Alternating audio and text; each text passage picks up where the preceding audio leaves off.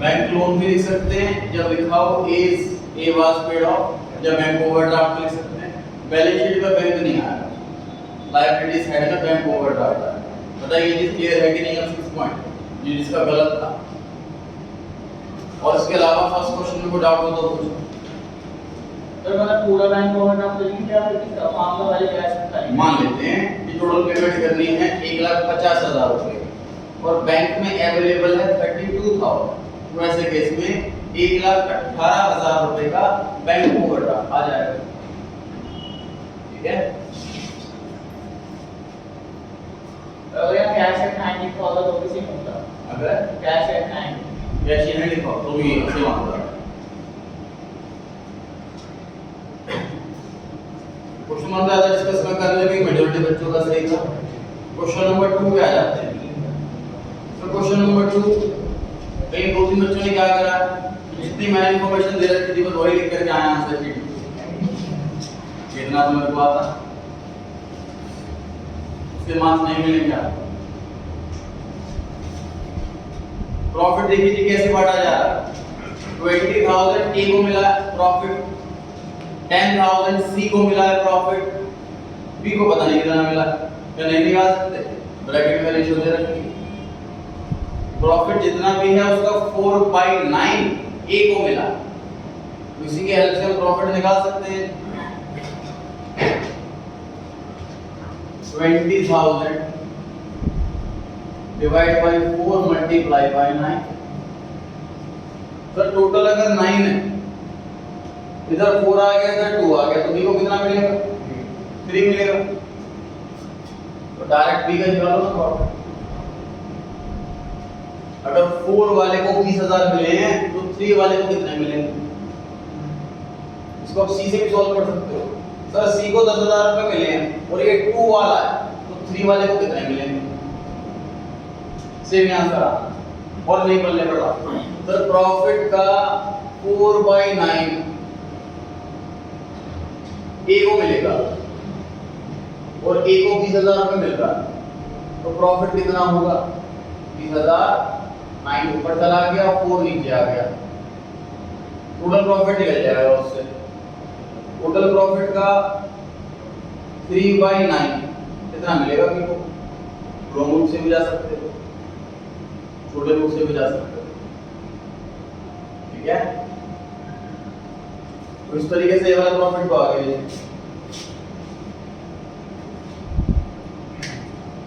जब ये वाला प्रॉफिट आ गया तो ये वाला अमाउंट आ गया। ठीक बात है। उस साइड में सर प्रीपेड रेंट मिसिंग है, प्रीपेड रेंट क्रेडिट साइड में लिखा हुआ, तो एंट्री क्या हुई होगी? Prepaid rent account debit to revaluation, मतलब एक नई एसेट क्रिएट कर दिया। सर बैलेंस शीट में दिया हुआ प्रीपेड रेंट 15,000, इसकी हेल्प से हम इसको फिल कर सकते हैं। बहुत बढ़िया लगेगा लिखना। 1 लाख रुपए 15,000 रुपए में करेंगे।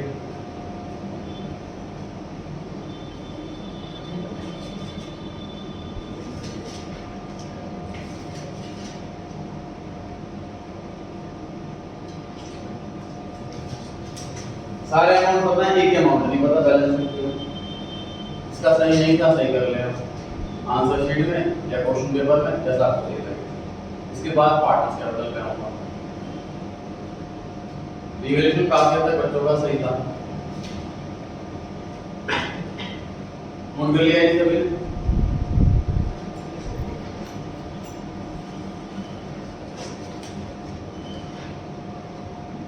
बढ़े जी आगे।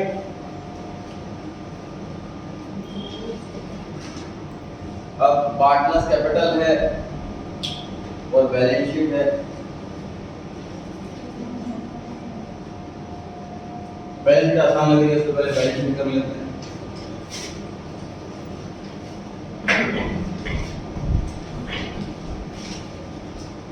$1,20,000 में से क्या माइनस करेंगे? 159,500। ये भी कोई क्वेश्चन? सारे अमाउंट पता है, टोटल नहीं पता, बस कितना है बताओ? 8,30,000 30,000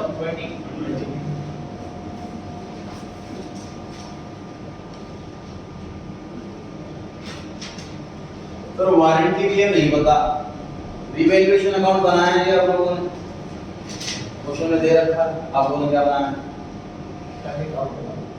वारंटी क्लेम रिवैल्यूएशन में भी नहीं दे रहा, बैलेंस में निकला होगा ना कितना है पता है कि वारंटी नहीं दे नहीं रखा, निकाला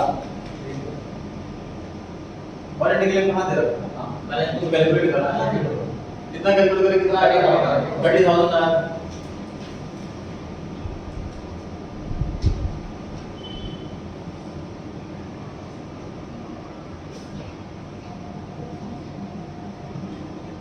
वारंटी क्लेम आया था सर 30,000, ये हमने रिवैल्यूएशन अकाउंट से निकाला फिर बैलेंस शीट कर गए। एसेट साइड कंप्लीट हो गई, लायबिलिटी साइड में सर सिर्फ दो चीजें रह गई, तीन चीजें, सीज लोन और एम्प्लॉइज प्रोविडेंट फंड, एक ये रह गया है, एक ये रह गया है और एक ये रह गया, तीन चीजें रह गई। ठीक, ये सबसे लास्ट में बैलेंसिंग फिगर निकालने वाले हैं, क्योंकि लायबिलिटी हमें नहीं पता, क्योंकि रिवैल्यूएशन में भी नहीं, उसको पता लगाने का कोई तरीका ही नहीं है, वो बैलेंसिंग फिगर से ही है। बीस कैपिटल कैपिटल अकाउंट से निकालेंगे, C's loan C's capital account से निकालेंगे, फिर वही बात। अब आ जाता है ये पार्टनर्स कैपिटल पे।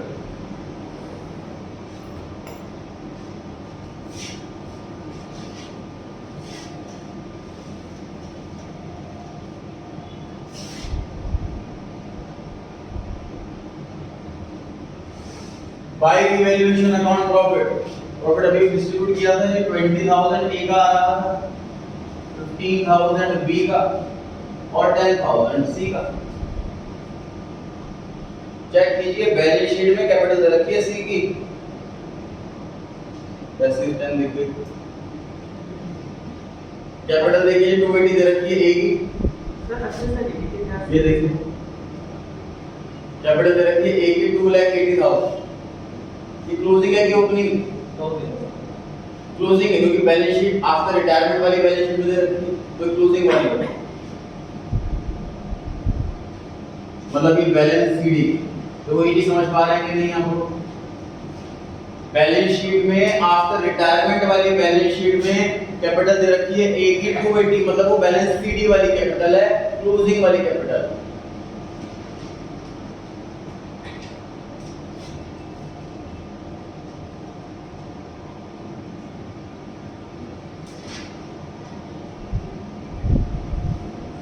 तो बैलेंस शीट आया है ना, तो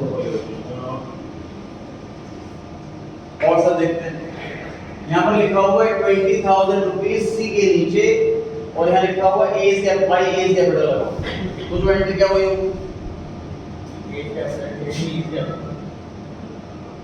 as capital account debit to C's capital account, ये एंट्री हुई होगी कि नहीं हुई होगी बताइए? जब क्रेडिट साइड में लिखा हुआ है बाय एज कैपिटल, तो कैपिटल जो ए है वही डेबिट हुआ होगा।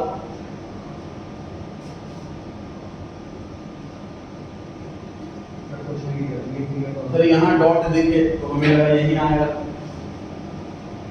पर्टिकुलर्स का कॉलम किस लिए है? पर्टिकुलर्स वाला कॉलम किस लिए है? क्वेश्चन की गलती नहीं, मैं अपनी गलती क्यों मानूं? मैंने पर्टिकुलर्स में लिखा हुआ जब साफ साफ आई एज कैपिटल, आप पढ़ना चाहिए था by A's capital. Advertisement suspense account 18,000, फिर बच्चे को 18 छोड़ करके आए, यही होगा। नहीं बोला तीनों में 18 लिख दिया, सबको बराबर काट देते हैं। रिवैल्यूएशन अकाउंट में प्रॉफिट शेयरिंग रेशियो नहीं थी 4:3:2, लगे जी 18,000 देखो 4:3:2, ये है रेशियो प्रॉफिट शेयरिंग रेशियो।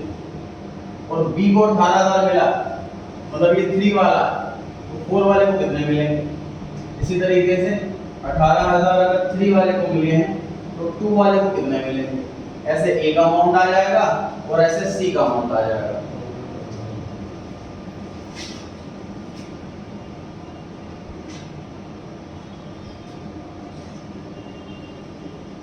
देखिए जी बल्ले पड़ रहा है 18,000 रुपए एडवर्टाइजमेंट सस्पेंस बी का दिया हुआ है और इसका हमने ए कैलकुलेट कर लिया, ए और सी प्रॉफिट के लिए। 2P&L मतलब इसे बैलेंस शीट में पड़ा हुआ होगा कि प्रॉफिट होगा कि लॉस होगा। लॉस की कैपिटल की डेबिट साइड में आ रहा है, लॉस डिस्ट्रीब्यूट होता है सर कैपिटल के डेबिट साइड में। कैपिटल को डेबिट करने से कैपिटल कम हो जाती है और लॉस से ही कैपिटल कम होती है।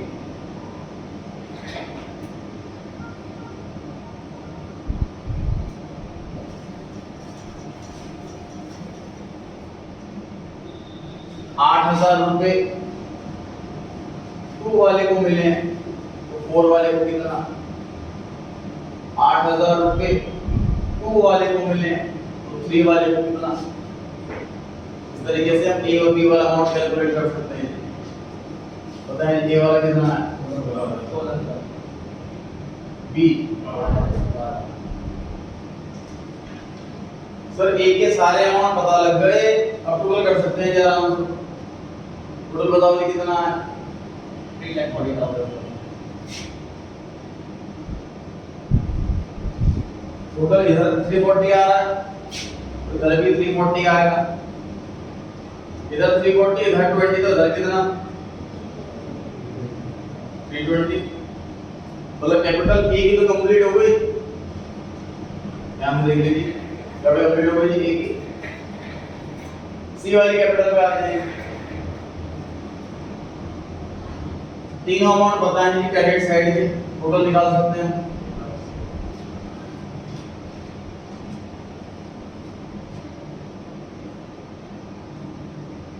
$1,80,000 में से 8,000 माइनस 12,000 माइनस 12,000 माइनस कितना बचा बताइए।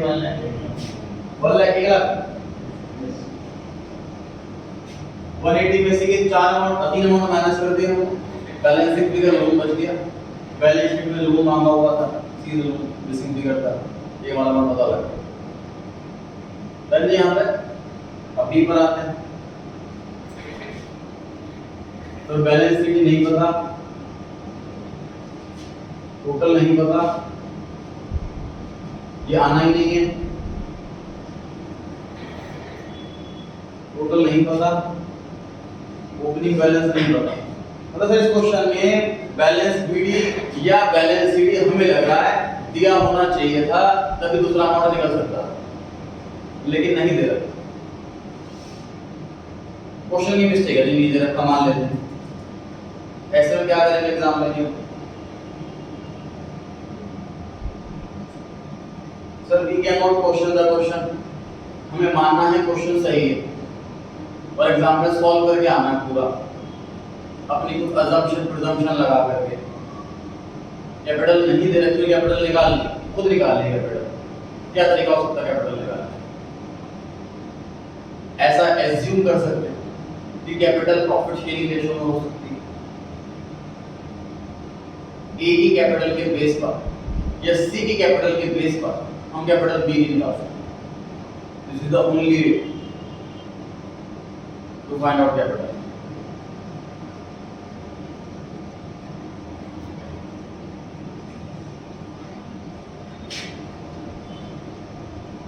By taking C's capital as base, B's capital will be, capital C की है जी 1,50,000 और ये 2 वाला है तो 3 वाला कितना?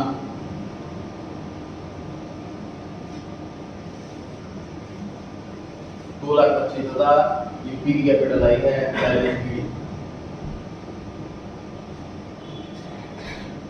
ये ऐसा एक स्टूडेंट ने किया यश,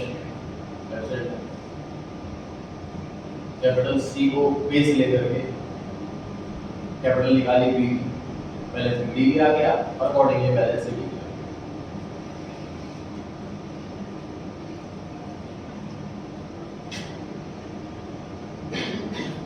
otherwise by taking A's capital as base, B's capital will be, A का शेयर सर A 4 वाला है तो 3 वाला कितना?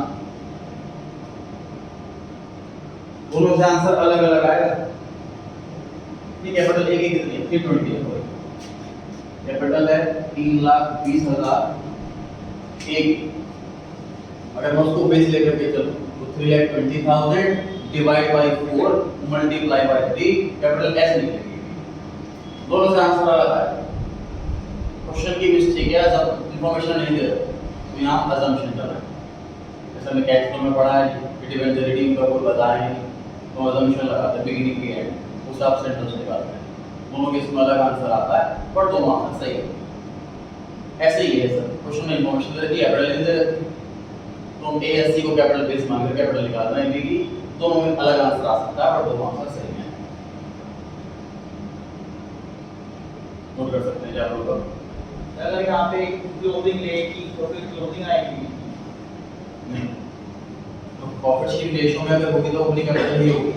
अभी तो डुप्लीकेशन की वजह से कैपिटल प्रोपोर्शन कर ही नहीं सकते, तो इस फॉर्मूले से बीडी निकलेगा, सीट नहीं।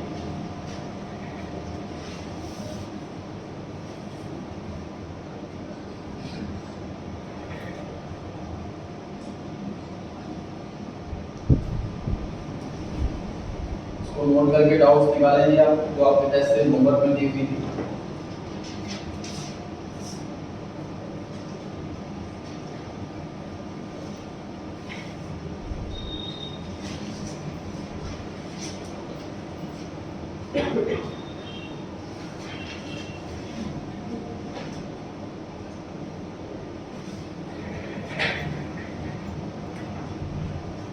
डाउट पूछें, टेस्ट सीरीज जो होमवर्क में दी हुई थी आपको उसमें से क्वेश्चन नंबर बोले।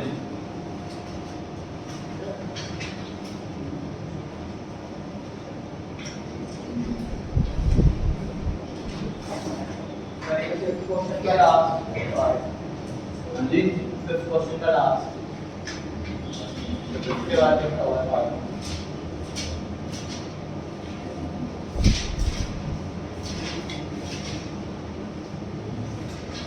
क्वेश्चन का second part the last fifth point है क्वेश्चन का, उसके बाद जो लिखा हुआ है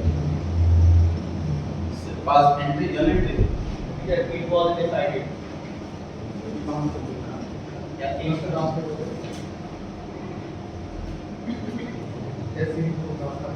टेस्ट सीरीज में का भी आपने क्वेश्चन दिए हुए हैं लास्ट का।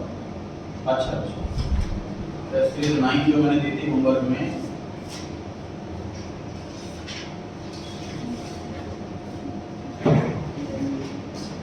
क्वेश्चन नंबर उसके बाद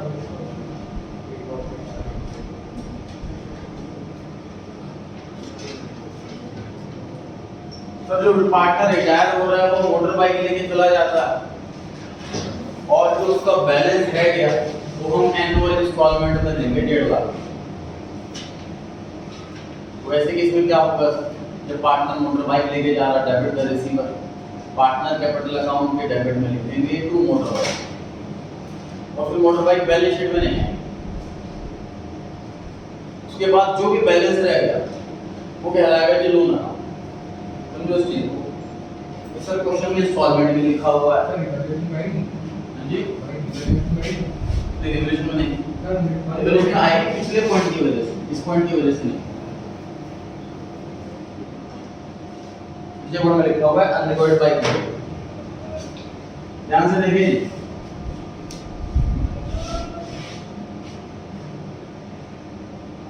ये लोन लेने की एंट्री होती है, bank account debit to bank. मान लीजिए लोन मैंने 2 साल के लिए है, 2 साल के लिए लिया है तो एंट्री क्या होगी, यही होगी। अगर लोन मैंने 5 साल के लिए लिया है तो एंट्री क्या होगी, यही एंट्री होगी। अगर सबसे पहले लोन चुकाऊंगा उसकी टर्म्स कंडीशन ऐसी है कि मैं हर साल लोन चुकाऊंगा 10% तो लोन लेने की एंट्री क्या होगी, तब भी यही होगी। सर लोन 10 की जगह 12% है, अब लोन लेने की एंट्री क्या होगी, तब भी यही होगी। मैं क्या बताना चाह रहा हूँ आपको, क्वेश्चन अगर ऐसी इंफॉर्मेशन दे रहा है, आपको मिसगाइड कर रहा है, कंफ्यूज कर रहा है कि हम पार्टनर को जो लोन है वो इंस्टॉलमेंट में देंगे, 50,000 के इंस्टॉलमेंट में देंगे, 8% के इंटरेस्ट रेट से देंगे, ये सारी बातें हमारे लिए काम की है, क्योंकि इन सब का काम तब पड़ेगा जब 1 साल पूरा हो जाएगा, जब इंटरेस्ट देने की बारी आएगी, इंस्टॉलमेंट देने की बारी आएगी, तब काम पड़ेगा इस इंफॉर्मेशन का। लोन लेते टाइम कोई काम नहीं पड़ना है। तो भी रिटायरमेंट की डेट पर खड़े हैं, हमें सिर्फ लोन लेने की एंट्री करनी है, कैपिटल को लोन अकाउंट में खत्म करना है। मतलब रिटायरिंग पार्टनर का कैपिटल अकाउंट क्लोज करना है, रिटायरिंग पार्टनर का लोन अकाउंट ओपन करना है। कितना काम करना है? बाद में क्या इंस्टॉलमेंट रहेगी, कितना इंटरेस्ट रहेगा, वो 1 साल के बाद की एंट्री। वो लोन अकाउंट में पढ़ते थे क्योंकि अब हमारे दोस्त नहीं। ठीक है जी, और कुछ तो इसमें डाउट है तो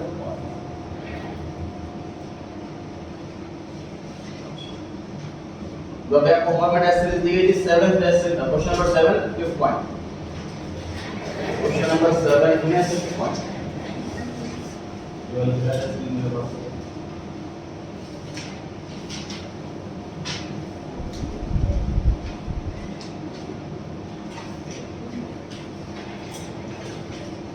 there was a vehicle loan of 12 lakh. Vehicle loan क्या होता है? सरकार loan, two wheeler loan, vehicle loan which was paid, chapter dissolution है, chapter dissolution है,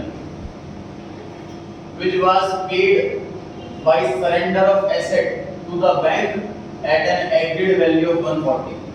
कोई हमने जो कार लोन ले रखा था सर 2 लाख रुपए का, अब हमारा बिजनेस बंद हो रहा है, कार लोन हम नहीं चुका पा रहे, तो हम कहते हैं कार ही ले जाओ, तो कार की वैल्यू लेकिन 140 लगाई गई, एंड द शॉर्टफॉल जो कमी पड़ रही है 67 रुपीस की was met from firm's bank account। Question पढ़ सर, चैप्टर डिसोल्यूशन बड़ा आसान सा चैप्टर, क्वेश्चन पढ़ो, दिमाग मत लगाओ कि क्या हो रहा है क्या नहीं हो रहा, कैसे नई सी लैंग्वेज आ गई, इतना सा ढूंढो कि पार्टनर रिसीवर है कि गिवर, तो आंसर क्या निकलेगा सर? पार्टनर का नाम तो लिख देंगे। अगला क्वेश्चन पूछो, पैसा आ रहा है कि जा रहा है? पैसा जा रहा है, कैश एसेट होता है, आता है तो डेबिट करते हैं, जाता है तो क्रेडिट करते हैं, तो कैश अकाउंट क्रेडिट होगा इस केस में। कितना रुपए जा रहा है? 60,000 रुपीस जा रहा है, तो to cash account 60,000, debit side खाली realisation account debit to cash account 60,000, बस और कुछ नहीं। सर एक इस पार्ट और वाले का 6th part,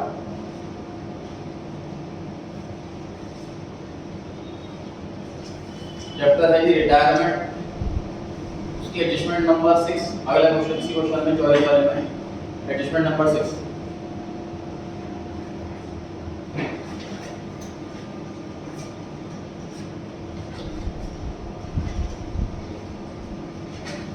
There was an unrecorded investment in shares of rupees 25,000। Old investment थी और हमें लग रहा था शेयर मार्केट डाउन हो गई कंपनी की, तो हमने उसको राइट ऑफ कर दिया, इसलिए वो अनरिकॉर्डेड। जनरली जब हम किसी कंपनी के शेयर्स खरीदते हैं तो अपने एंट्री करते हैं investment in shares, investment in ABC limited debit to cash. लेकिन जब उसके शेयर प्राइस बहुत ज़्यादा डाउन हो जाते हैं, हमें लग रहा है कि तो पैसे नहीं मिल पाएंगे, उसको हम राइट ऑफ कर लेते हैं, इसलिए अनरिकॉर्डेड। तो अनरिकॉर्डेड इन्वेस्टमेंट है शेयर्स में 25,000 रुपये। इट वाज डिसाइडेड टू पे ऑफ गिविंग, ये पार्टनर का नाम होगा, by giving her unrecorded investment in full settlement of her part payment of 280 and remaining amount after 2 months। कुल मिलाकर सर क्या कॉन्सेप्ट करना है? सर एक नई एसेट मिल गई, वही एसेट हमने रिटायरिंग पार्टनर को पकड़ा दी और उसे कहा है कि जो आपका बैलेंस रह गया वो 2 महीने बाद इसकी एंट्री करनी है जी।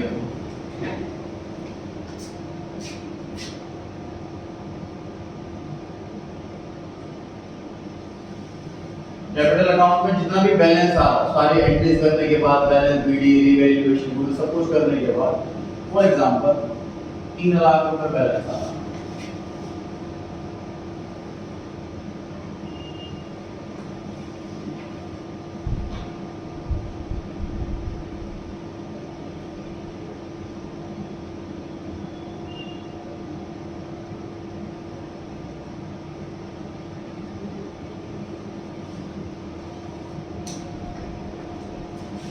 बच्चे साहब कहीं नहीं लिखे जी, मैंने देखी सर एक 0 रुपए की एसेट 28,000 रुपए,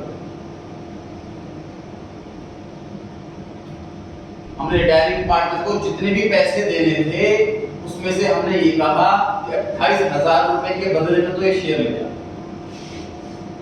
और वो शेयर 1,000 रुपए की और 500 रुपए की 1 करोड़ रुपए की।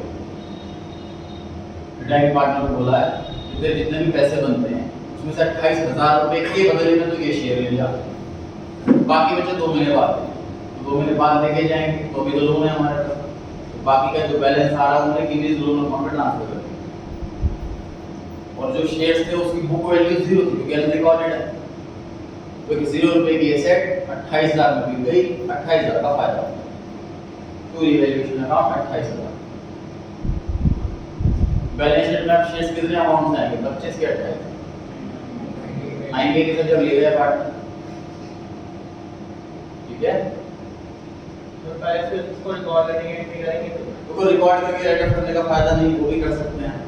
तो सीरियसली मार्केट में रिकॉर्ड करके फिर आता ऑल्टरनेट सॉल्यूशन होता है। है कैसे हाँ, नॉट नेट बिल्ड आउट।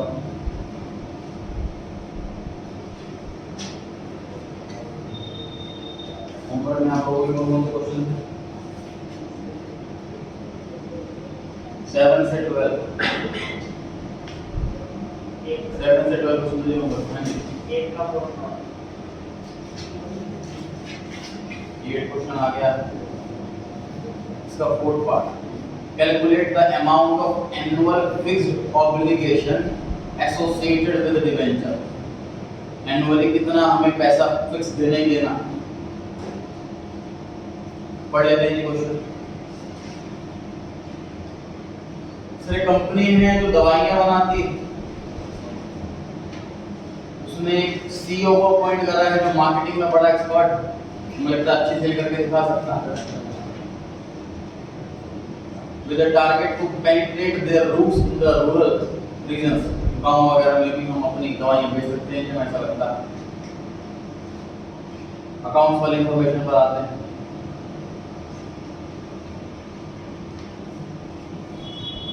मैं पढ़ रहा हूँ आफ्टर रिव्यू, यहाँ से after review the suggestions given by all the departmental heads, the finance manager proposed requirement of an additional fund of this amount।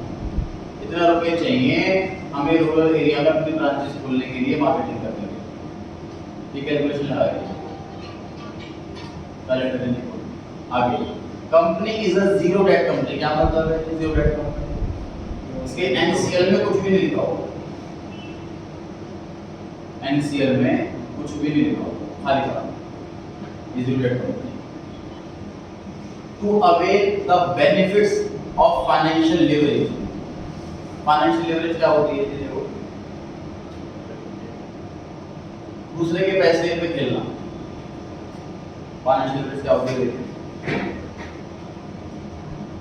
तो एक बिजनेस के अंदर 15% की इनकम, मतलब अगर मैं 1 करोड़ रुपया लगाऊंगा तो हर साल 15 लाख रुपए कमाऊंगा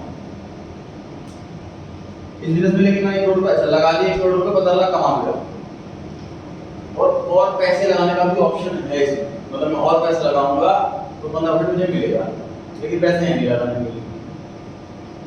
तो मैंने क्या करा, मैंने 1 करोड़ रुपए का लोन ले लिया 12% में, वो लगा दिया बिजनेस के अंदर। अब दूसरे के पैसे पे मैं 3% कमाना, 3 लाख, समझ आ गई बात? दिस फाइनेंशियल लिवरेज, दूसरे के पैसे पे अर्न करना। अगर 16% होता तो फिर 1 लाख रुपए का काम हो जाता। ये 16 होगा नहीं, लोन लेते, हमें अगर इन्वेस्टमेंट से कम लोन मिल रहा है ना, तभी हम लोन लेंगे, वरना लोन लेंगे।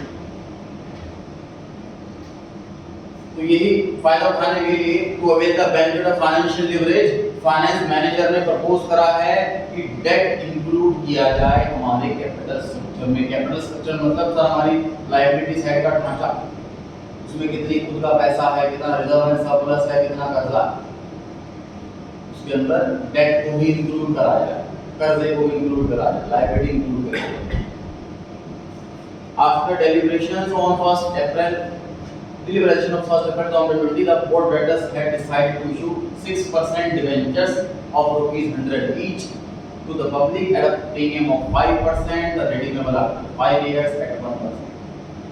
डिवेंचर चलिए ए लाइन काम की है, बाकी तो बेकार है। सिंपल सी क्वेश्चन ये है कि डिवेंचर इशू करा है सर हमने, 100 रुपए का एक है, इशू प्राइस 105 है, रिडेम्पशन वैल्यू 110 है, रिडीम 5 साल के बाद। सर डिवेंचर कितने इशू करना ये तो बता ही नहीं रखा, ये कैसे निकालेंगे? टोटल पैसे चाहिए हमें 52,50,000, इसी को डिवाइड कर दो 105 इशू प्राइस, पता लग जाएगा कि डिवेंचर कितने इशू है। कितना आया नहीं पता, 50,000 11 नहीं 50,000। डाउट फोर्थ पार्ट में था कि एनुअल फिक्स्ड ऑब्लिगेशन क्या होगी, मतलब इंटरेस्ट पूछा हुआ साथ में, ऑब्लिगेशन जिम्मेदारी तो इंटरेस्ट की होती है, उस 50,000 के डिवेंचर पर इंटरेस्ट निकालो, 50,000 मल्टीप्लाई बाय 100 मल्टीप्लाई बाय 6%।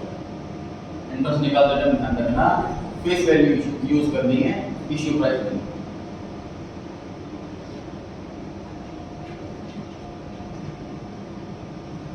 जी और कुछ है?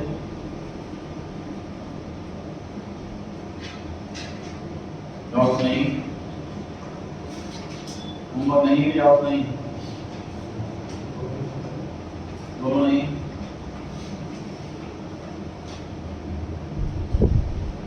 सैटरडे बाद निकला ट्यूसडे थर्सडे बाद ट्यूसडे बाद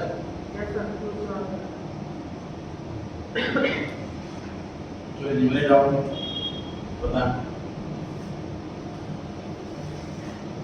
बैलेंस शीट का एक्सट्रैक्ट दिया होगा जी, लास्ट ईयर डिवेंचर 2 लाख रुपए के थे और इस साल 1,60,000 रुपए के, मतलब 40,000 के डिवेंचर कब हुआ है? Interest is paid on half yearly basis 30th सितंबर और 31st मार्च। तो डिवेंचर रिडीम हुए हैं 40,000 वाले, तो 2 लाख से 160 के हो गए। तो जो डिवेंचर रिडीम हुए हैं वो रिडीम हुआ है 30th September. How much amount will be shown in the financing activity for the cash flow statement? Try करेंगे सभी।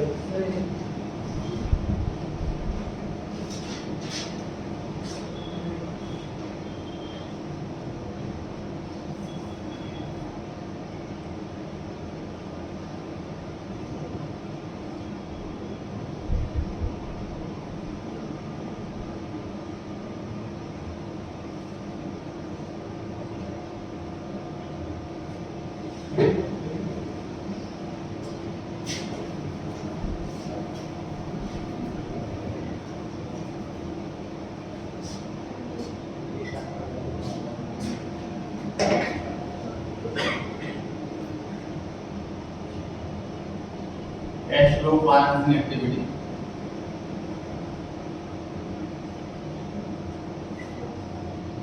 तो 2 आइटम आनी है टोटल।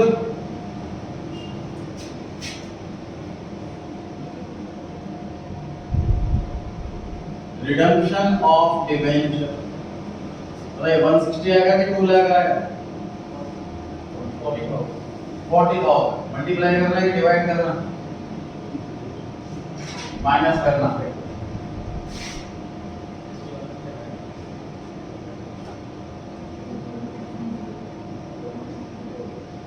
और एक आइटम और आनी है डिवेंचर इंटरेस्ट, उसमें मेहनत कर दी। C option answer. तो 2 लाख रुपए डिवेंचर थी स्टार्टिंग में, इंटरेस्ट रेट 12%, वो 6 महीने रहे। उसके बाद हमने 40,000 की डिवेंचर रिडीम कर दी, जो बाकी के बच गए 1,60,000 वो डिवेंचर अगले 6 महीने रहे। मतलब अप्रैल टू सितंबर 2 लाख के डिवेंचर रहे और अक्टूबर टू मार्च 160 के डिवेंचर रहे। बताइए कितना इंटरेस्ट आया है? 12,000। और इधर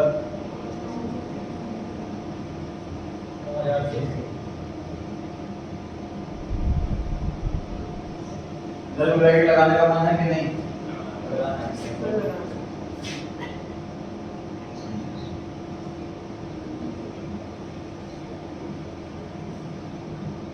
क्वेश्चन एमसीक्यू वाला है तो इसमें फॉर्मेट की जरूरत नहीं पड़ेगी एग्जाम में। 61 600 सी ऑप्शन आंसर आ रहा है। क्या होगा? जी थोड़ा सा चेंज करते हैं, इस लाइन को मैं कट कर देता हूँ कि हाफ ईयरली बेसिस पर है। इस लाइन को कट कर देते हैं इंटरेस्ट हाफ ईयरली बेसिस पर। अब ट्राई कीजिए, सेम आंसर आएगा। सर इंटरेस्ट हम जो है जितने टाइम डिवेंचर रहे हम इंटरेस्ट उतने ही टाइम का देंगे, बिल्कुल लोन की तरह है।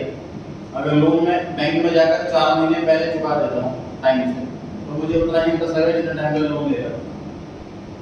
चाहे मैं इंटरेस्ट देखो, अगर हाफ ईयरली होने से इंटरेस्ट बचता हो तो वही पॉलिसी अपनाएंगे। मैं लोन अगर मैं ले रहा हूँ उसमें इंटरेस्ट मैं मंथली दूंगी, क्वार्टरली दूंगी, हाफ ईयरली दूंगी, ईयरली इंटरेस्ट का अमाउंट तो नहीं आना, ठीक है, रेट तो वही रहना। उसमें कुछ ना हाफ ईयरली से कुछ चेंज नहीं आएगा आंसर, या क्वार्टरली ईयरली।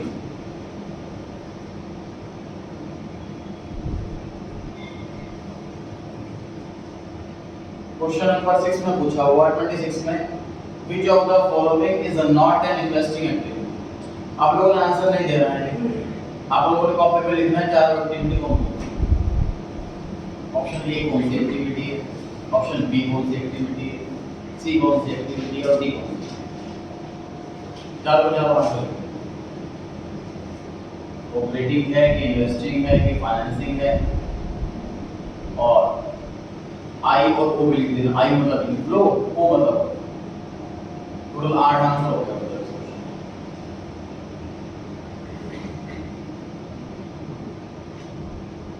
ट्राई करें।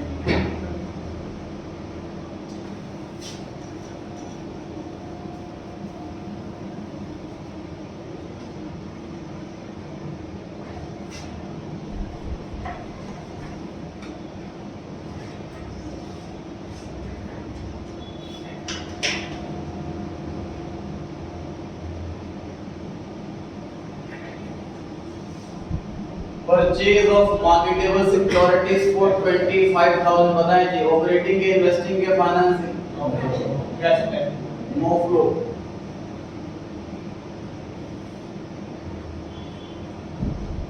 फर्दर पूछा जाए इनफ्लो आउटफ्लो, उसकी जगह cash and cash equivalent, part of cash and cash equivalent ये लिख के आ सकते, is considered as no flow.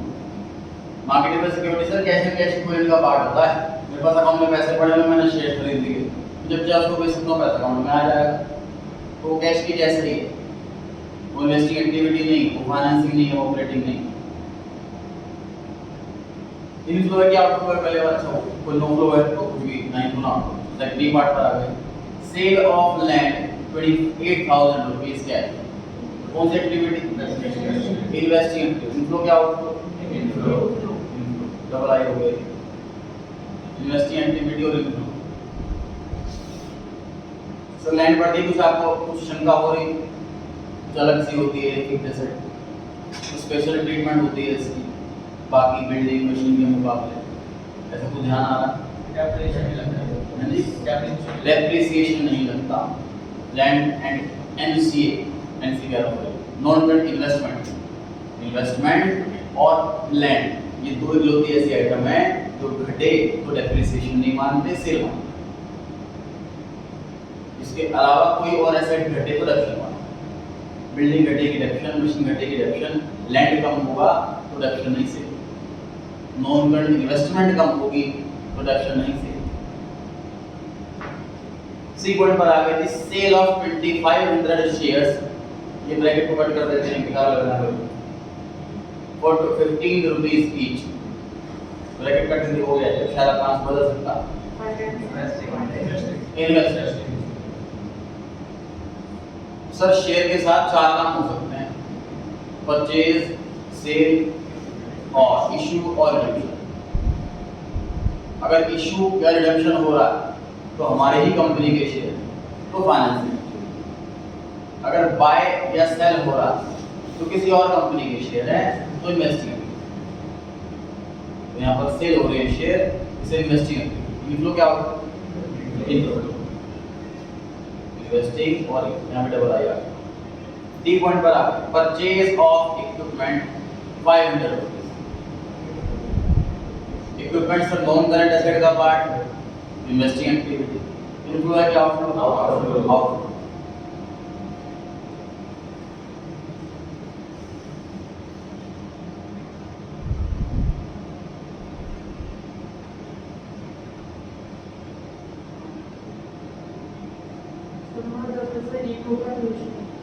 हाँ जी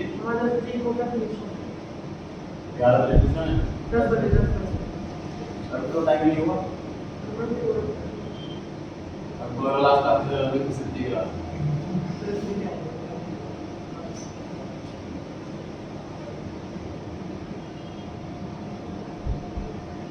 नेक्स्ट वाला क्वेश्चन है जी, एडजस्टमेंट पढ़ रहे हैं। During the year of peace of machinery with a book value 30,000, provision for depreciation on it 10,000 was sold at a loss of 50% on book value. Point number 2 debentures for ready. चलिए पहला part पढ़ लीजिए अच्छे से। ऊपर आपको machinery भी दिख रही है और प्रोविजन भी दिख रहा है। चलो हो जाएगी फटाफट। कितना काम कर सकता हूँ, ऑपरेटिंग में कितना, इन्वेस्टिंग में कितना, फाइनेंसिंग में कितना। पॉइंट नंबर 1 नोट छुट्टी हो चुकी है मेरी साइड, आप लोग लेट कर रहे हैं।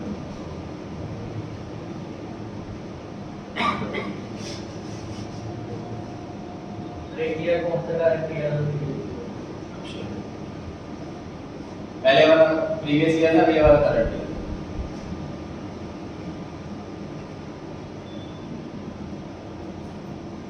Previous year current year.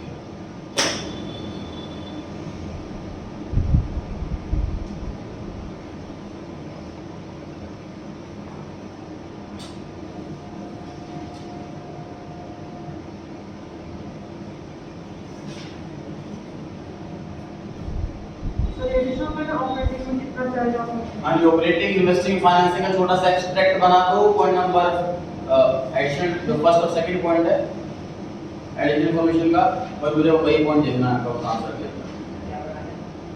Operating का एक्सट्रैक्ट, इन्वेस्टिंग का एक्सट्रैक्ट और फाइनेंसिंग का एक्सट्रैक्ट, इसमें कितना कितना अमाउंट आएगा, ओनली एडिशनल इन्फॉर्मेशन वाले पॉइंट चाहिए।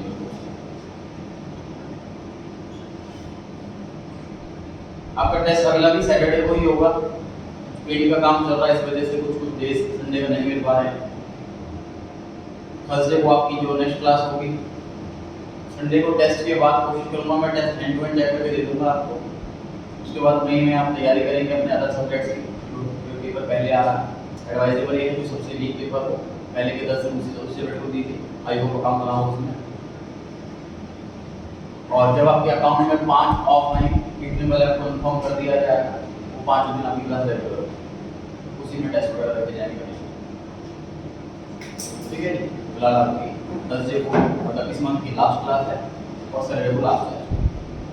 उसके बाद जो क्लासेस और टेस्ट होंगे वो वहीं होंगे जब अकाउंट की छुट्टियाँ होंगी।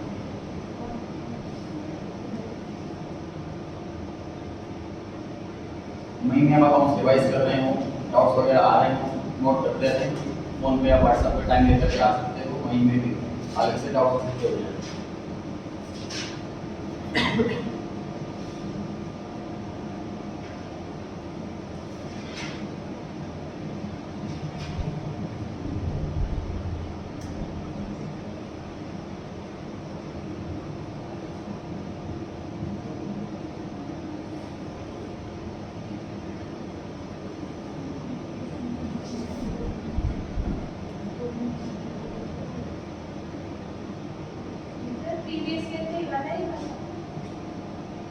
सी कौन सा दिख रहा है आपको?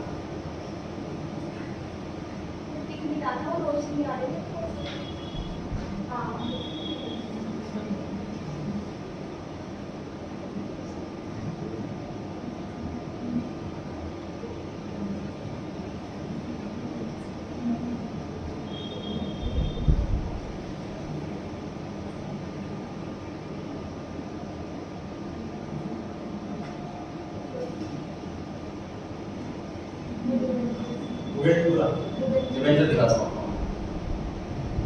डिबेंचर देख लीजिए, लास्ट ईयर में 1 लाख है, करंट ईयर में 80,000 है और इंटरेस्ट रेट 12।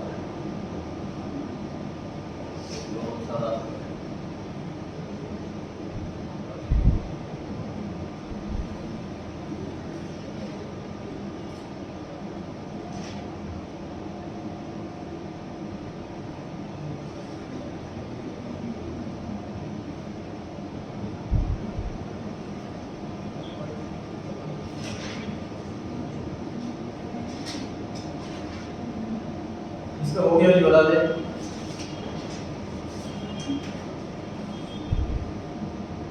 मशीनरी वाले दोनों पॉइंट हाँ जी, इसी बड़ी इन्फॉर्मेशन चाहिए मतलब मेरे को।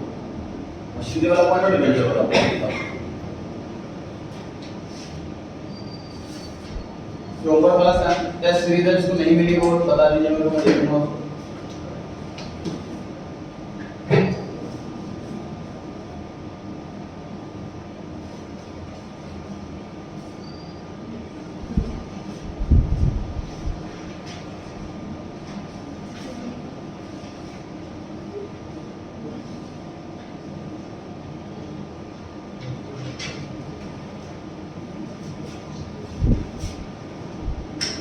हमको वर्ल्ड ऐसे सबको मिल गई बाकी।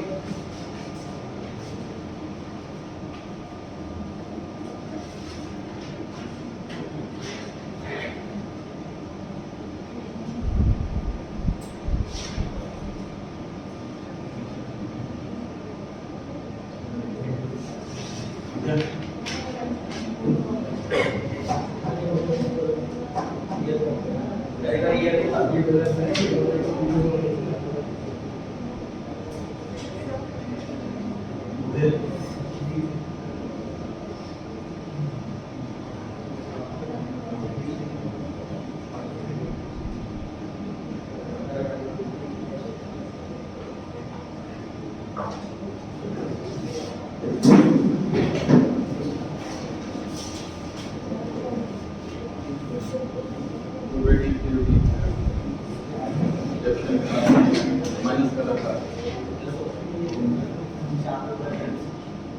आपको बैठ जाइए।